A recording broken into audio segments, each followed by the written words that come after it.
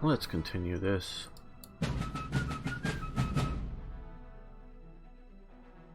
Slope. Oh, what do we have here? Oh, yeah, we're leaving you there where you are. Sloped armor. Its production really isn't anything more than vertical armor. It's just how it's welded together. Oh, you moved up there again. Yeah, okay, you reinforced, but you could have stayed back and reinforced, and then be stronger. And you don't need to fight the Thais anymore. The Japs are now the real problem. Fall back and let the Japs fight the Thais.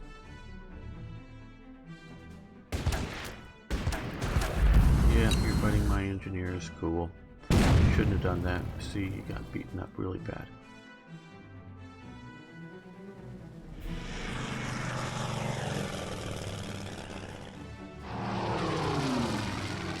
Going after my infantry, but you're getting near my guys.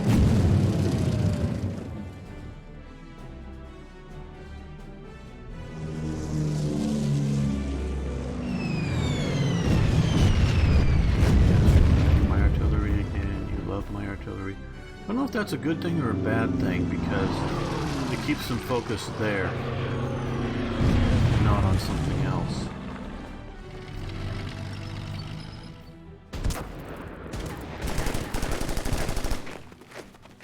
Oh goody, you came here. That means I get to kill you now. Well, that didn't do as much as I was hoping, but I'm going to kill him with the infantry units. At least I hope to.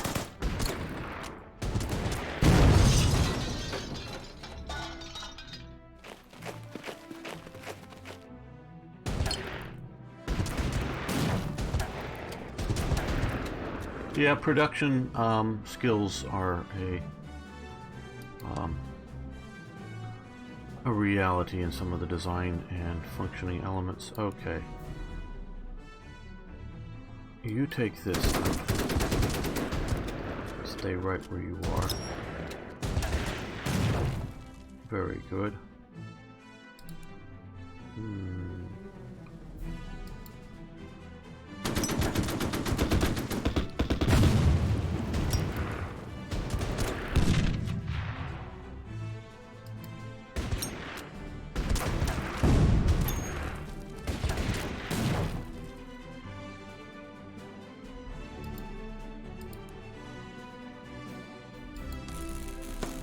Now, you come to here and shoot that.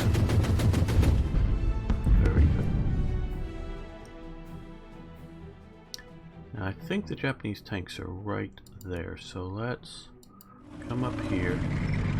And yes, I did pick the lesser vehicle killing tanks, but I also knew we were fighting Japanese tanks, not like Panzers or T-34s or Shermans. Obviously those weren't really what the British were fighting, but still the idea of going after something that is more of a... Yeah, we have the point, so let's get that up there.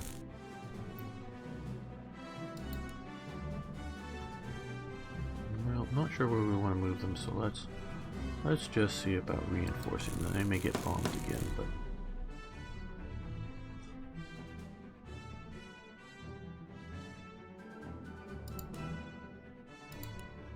okay, I think we're going to continue just holding here. I know it's not a sexy thing just to hold here, but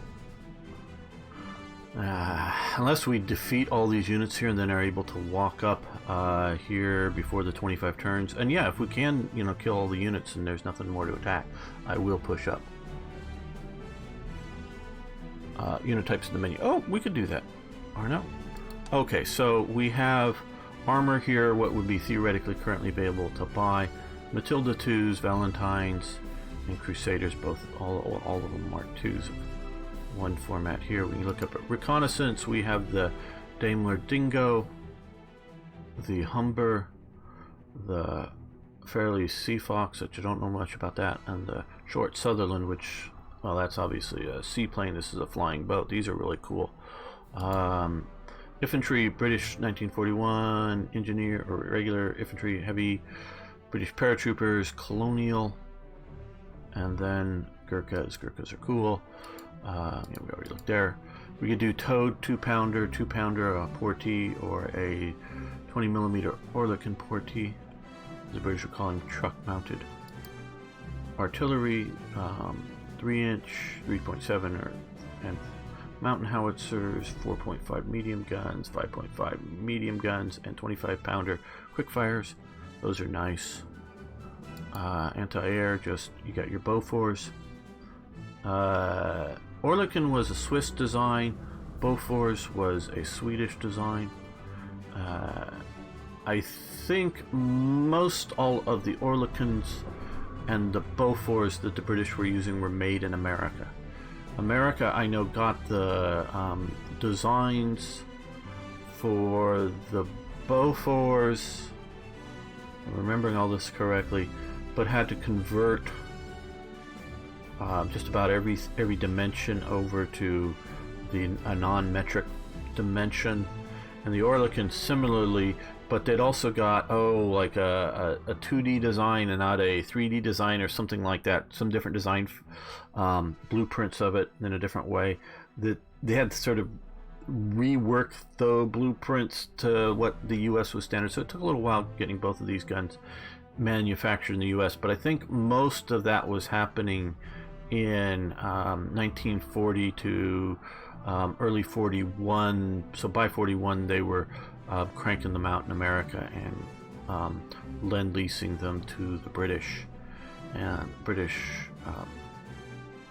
3.7-inch AA gun. Basically this is the British equivalent to the Flak 88, basically. And we have the Brewster Buffalo, the Hurricane, Mark II, Mark II-C, Spitfire. I don't know, at least at this time, that any of the Spitfires were sent over to Asia. Somebody correct me in chat if I'm wrong. I think it was mostly the Hurricanes. Brewster Buffaloes were sent most assuredly. They were being used up in Burma. They were being used, and a bunch got captured. Maybe even some in crates. Or maybe that was, well, they definitely had some in Singapore, because I remember seeing a photo recently of them being, the description was being maintained or whatever. I think the photo was them being assembled in Singapore, the Brewster Buffaloes. They also gave a bunch of Brewster Buffaloes to the Dutch in the Dutch East Indies, and so the Dutch were using them briefly. And the Bristol Bow Fighters, which is a weird fighter idea. And then we have the Swordfish, two different versions, famous torpedo bombers, basically. The Fairleigh Beetle, which was, another sort of tactical bomber. Now like particularly like the Fairleigh Beetle or Battle, sorry, Battle, not Beetle. Fairleigh Battle. That was like a good aircraft for, a rather good one for like 1932, 1934. By the time we're getting 39, 41, it's really showing its age. And then the Bristol Blenheims, the Hudson, that was basically a U.S. light commercial aircraft being sold and here converted to use for bombers. The Wellington. Wellingtons are pretty cool, so that's what's available to us theoretically. Not that we can afford this. The Soviets were lazy to not finish the tanks before sending the battle. Maybe what gets me also sometimes, due to the defense spending politicking a la Pentagon wars. Funny move, yeah. Bradley, I imagine World War II it was similar shenanigans influence that got stuff manufactured. Well, in the U.S. it was much more of starving out the military for defense budget spending. The U.S. Looked around and go, we got this big puddle of water to our east, and we have this big puddle of water to our west. Okay, maybe you can have a navy. And that was about it. So that's why we had the battleships that the Japanese sunk. It was really, really budgetary problems more so. And looking at it that way, They didn't, you know, they may have actually been a little smart with the Air Force not spending money, because there was probably they still underspent it, and not having a large Air Force because there was, shall we say, constant developments in aircraft. So having large, buying a huge air fleet of aircraft, and then 3 years later going, oh, these are all junk, they're no good, we got to build all new ones.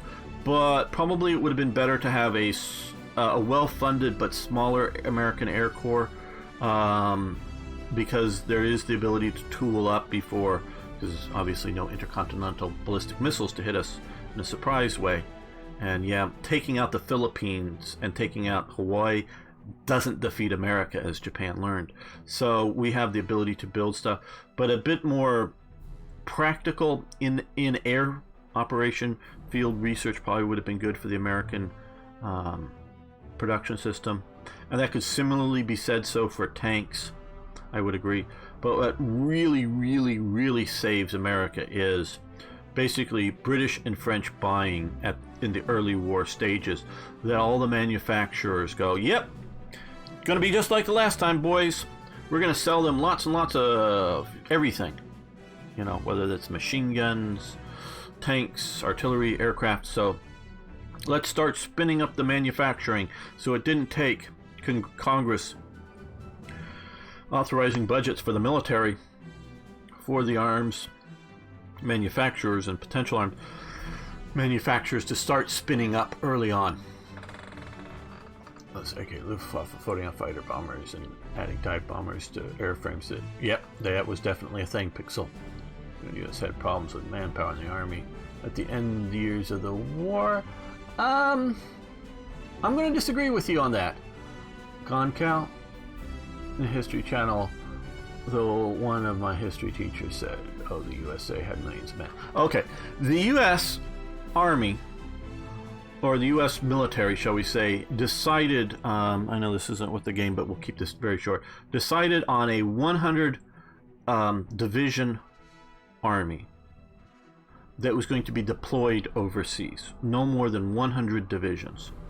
I think it got maybe technically slightly over that, but that was basically it. There were more divisions back in America, a lot more, because the main limiting factor was the ability to send supplies, because an American soldier ate food that was grown on an American farm, whether he was stationed in Burma, stationed in Germany, advancing into there, wherever it was. They produced and shipped everything for the American soldier. Where British soldiers that were, say, fighting on the China Burma India front were being fed out of India or out of Australia. They were getting foods in other places. And yeah, sure, American troops stationed in places like Australia, I'm sure, were getting local food. But the whole supply chain was set up, and with U.S. shipping was the main limitations. Okay, if. So no, I would say not manpower. The U.S. was never stressed for manpower.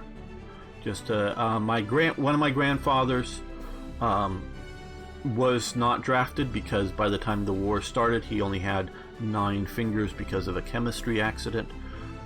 Blew off one of his fingers, so they didn't need a 9-fingered man. And it was on his left hand, and a couple of his other fingers there wasn't very mobile, so they didn't need to stress that to the point of of that. So the manpower was never stressed like we see in Europe. Okay, so sorry for the traction. So I would say no. Now, it's not unlimited manpower. Who was really out of manpower at the end was the Soviets. They were scraping the bottom of the barrel at the end of the war. By the end of the war. Though, of course, Stalin wants to make it seem like they had plenty, and that was part of the Soviet propaganda. Okay, let's end this turn, and we will continue. Oh, just these guys, yeah, or maybe some others, but I'm not moving more.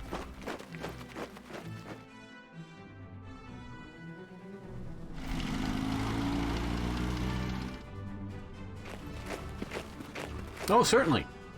Ice cream. They had refrigerators and showers and submarines. I don't think the Germans had any refrigerators on submarines, and they definitely didn't have showers for their submarine crews. They were definitely putting ice cream around. No, the Americans, if you look at the stuff, and I could go into some of the useful, but shall we say extravagant by most people's, or most armies' terms, support. Thank you for flying into the shot. Supply capabilities. Now, Americans were needed to go on longer submarine operations than the Germans because they were doing it on a Pacific scale of warfare and not an Atlantic scale of warfare, which is just much larger ocean, had to go much further for their operations. And that having some more of the, if you will, creature comforts very much allows the U.S. to operate longer, more successfully at sea than the Germans could in a practical sense. Just being out there without fresh water really wears you down. Oh, and the American showers were freshwater showers because, well, all the submarines use, at least all the ones I know of, used batteries that you fill with water as part of it, and they need non-salt water. So you have, it's not purifier so much as desalinization, that you boils the water and, you know, to steam, so to separate the salt from it. Well, the U.S. systems were good enough, big enough to provide extra water, more than just for drinking water, which was sort of what the Germans would have been using their additional water for, but for showers and that type of things. They were able to do that. The general officer explained why they lost the war, saying that they were swarmed with gazillions of enemies. So it was, wonder what flavors they had here. Yeah, oh yeah, more submerged boats than, at least in the sort of modern sense of a nuclear submarine for sure. Well,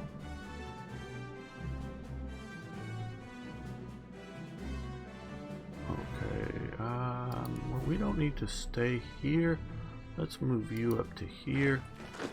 If we were to move to here, we could still shoot there, and I want to get it over near my artillery piece. Oh, we can go. Oh, we moved outside of the range. Damn! Thought we were still in their range. Okay. Oh well. The one thing I don't like about this is an undo button. Now I get the idea of once you discover a unit or something, like if we had bumped into a unit, that we just can't undo it. But just basic things. Okay,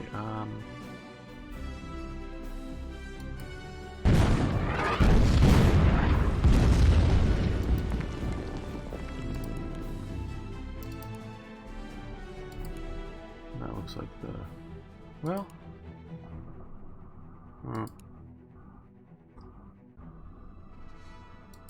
better idea, we want to kill this if we can. Very good. These guys will replace them here in the line, if, just in case. Don't need them coming and going after my artillery. These guys can reinforce. We'll do the, well, it's only one. We'll reinforce properly. And here we will, yeah, reinforce properly. There we go. Okay, so that's, we're holding good. I'm just only worried about the Indian forces up here. They need to fall back. Damn it, fall back. Hold whatever town this is.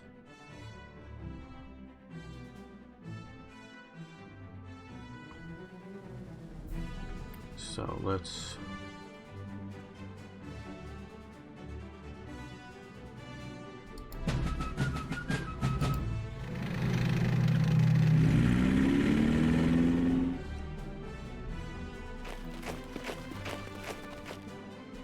does the Baltic Sea have sharks? I don't know that it does. I mean, more food for the sharks.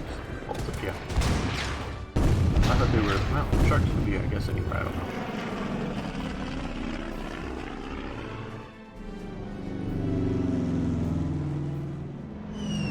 At least until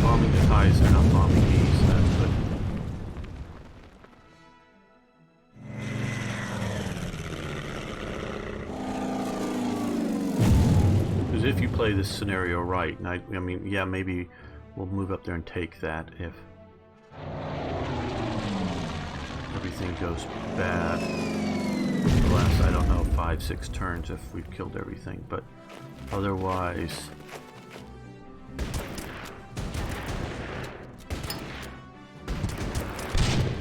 I just expect to hold here and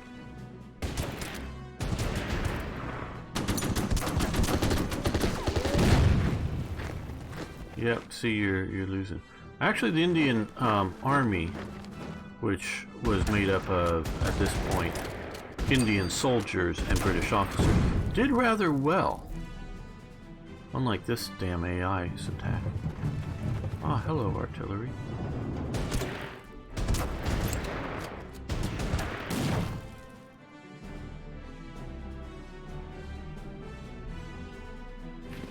Looks like they've taken out much of that. Now the Indians really sought the ties. Okay. Well.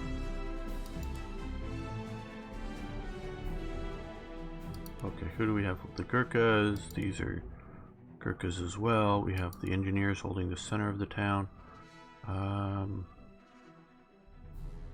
Right minefield on current hex and retreat back. No, I don't want to retreat out of there.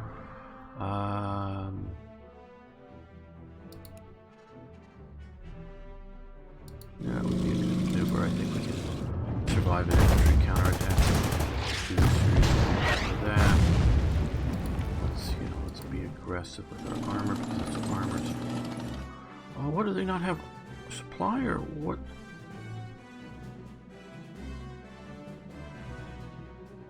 What am I missing? Why can't I do see that it's red, but I don't know.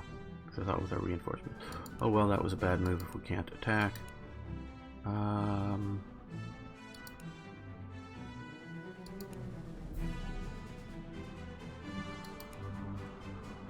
Let's fall back to here.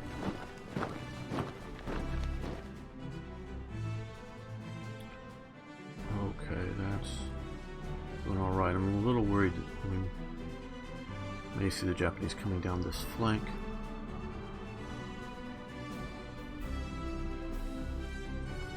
I'd use mind control to direct Baltic sharks.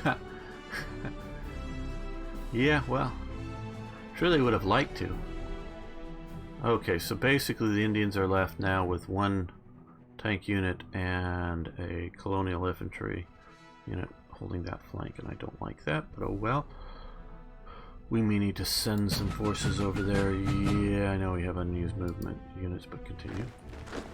Oh, come on, AI, come on. Well, you're at least smart enough to realize you gotta keep your units moving. But you can't make up your mind what you want to do with the units.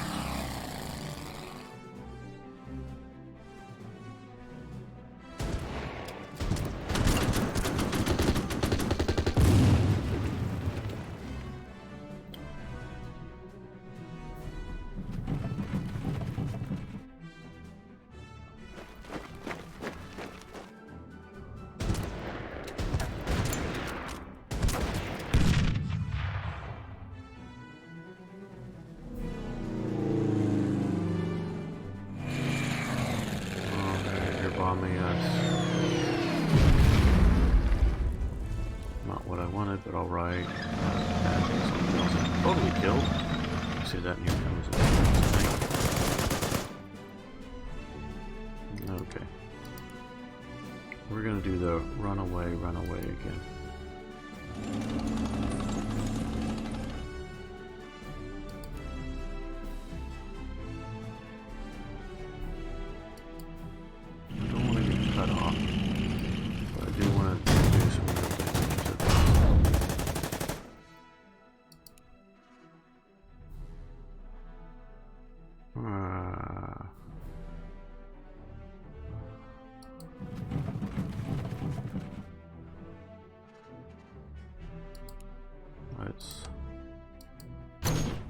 These are heavy infantry's mortars that damage them a little bit there.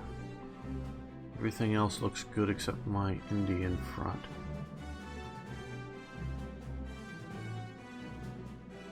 Anyone have a mustache? I don't know what that is regarding and why.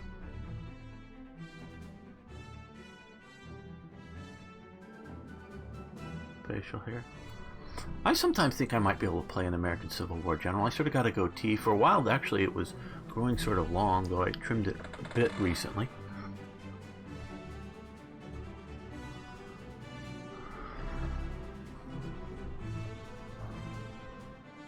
You know, gotta have a good sort of American Civil War goatee to do things well, of course, with if you're gonna be a military genius. Okay. Yeah, that looks good.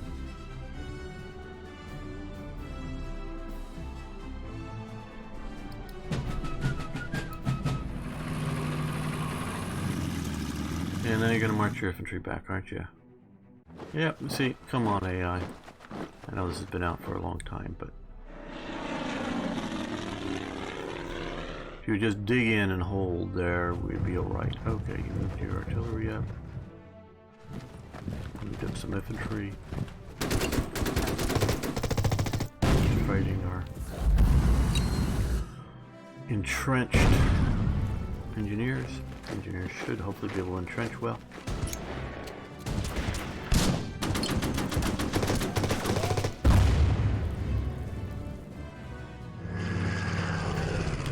Now you're coming in with a bomber. Near my AA gun. Shoot you up some. Good.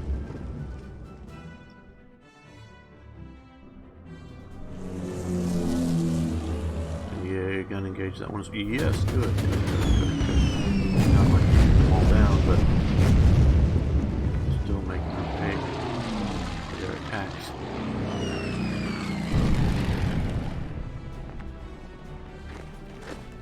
Yeah, that's what I was worried about, getting cut off, so we're gonna have to withdraw if we can very soon.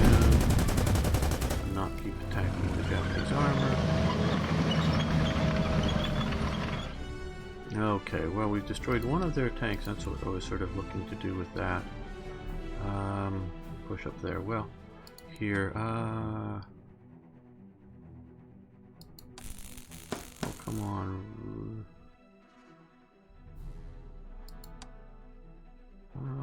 No commander mechanical. Don't know why it's not doing better. Okay, well. Huh.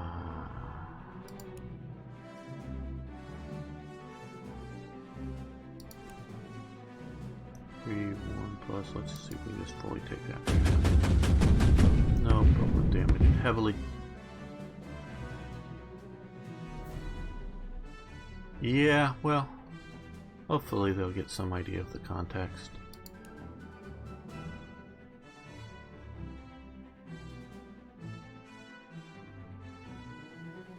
Okay, we're gonna do tank rescue operation here.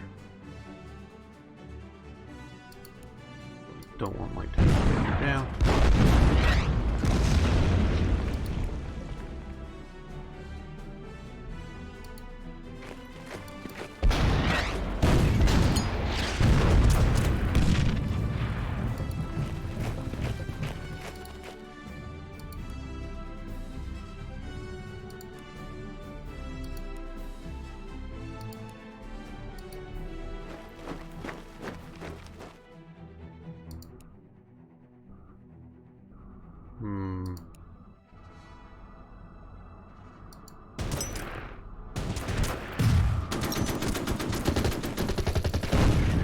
More aggressive, I think. Let's see if we can just kill that outright. Very good. They fired earlier, maybe not the best target. No good. Support from that unit there.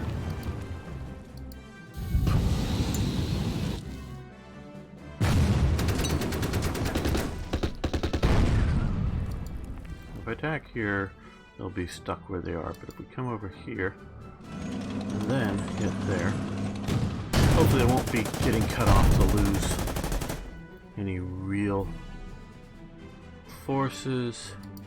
Now here, let's see, can we? Yeah, we can get to here. Yes, we're being aggressive. Let's see which one. Okay, that would probably be the best one to start with. Back from the high ground down on them. Now shoot out from the jungles and no, we're not going to follow them. We're going to stay there. We're going to keep our line here. Hold. Well, the ties are holding up here. That's helping us. Okay. I don't think every day. Okay. No. Well, thank you very much. No, I don't stream. I'm Gamer1745. Streaming for Slitherine today. Most normally it's about once a week for Slitherine. I stream on the weekends on.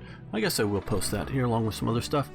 On Twitch, on my channel.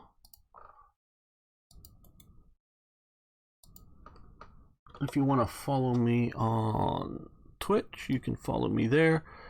And though I post, I would say at least daily, if not more than daily. Yeah, this is a special event for and we'll get to that in a moment. This is my YouTube channel. If you want to, I post daily there for sure. Unless something's sort of up, but and often more than daily. And I also want to let you know, everyone, copy about the publisher sale. This is sort of a 3-day, the last day, though, the start of the last day. I've got about another 40 minutes. And then there'll be another live stream coming up after me. The publisher sale is on, so if you want to pick up some of these games at good prices, you can get that there. And they also would like me to let you know that there's a Field of Glory tournament starting on the 2nd of March, and there's a link to that if any of you want that information. So if you're at all wanting that, and yes, I've been neglecting YouTube. Over on YouTube, Tapu, no, I do not know when Red Steel is coming out. I do know it is coming. I will likely be the one streaming it. I say likely, I'm not sure. Though there may be others as well.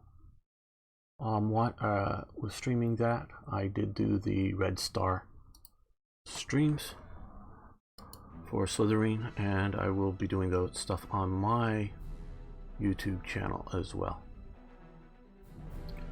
So yeah, just let everybody know what's going on with all